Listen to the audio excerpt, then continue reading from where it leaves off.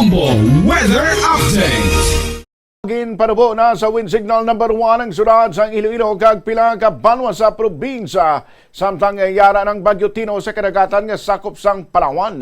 Sa alas 5 sa kagahon nga weather bulletin sang Philippine Atmospheric Geophysical and Astronomical Services Administration kon pag-asa subong nga Miyerkules nabutang naman sa signal number 1 ang mga banwa sa central and southern portion sang Iloilo nga mong Kalinog, New Lucena, Maasin, Oton, Pavia, Dueñas, Barotac Nuevo, Gimbal, Tigbawan, Anilao, San Miguel, Leon, Mina, Santa Barbara, Leganes, Dingle, Zaraga, Bingawan, Cabatuan, Alimudian, Dumangas, San Joaquin, San Enrique, Badyangan, Putotan, Lambunao, Tubungan, Igbaras, Haliway, Miagao, Pasay City, kagang Iloilo City.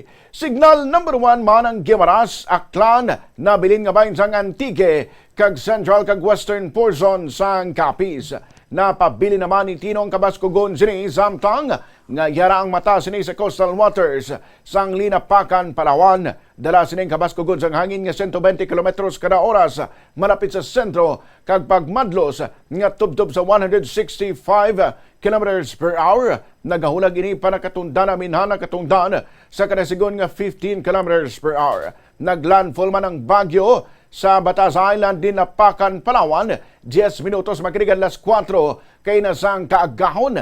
Hindi nang pangpitong landfall kasunod sang paglandfall man sa Silago, Southern Leyte, Borbon, Cebu, Sagay City, Negros Occidental, San Lorenzo, Guimaras, Iloilo City, kag Magsaysay, Cuyo Islands, Palawan. Sa forecast track magagwa ini sa Philippine Area of Responsibility karon sa gabi o kon buwas sa aga.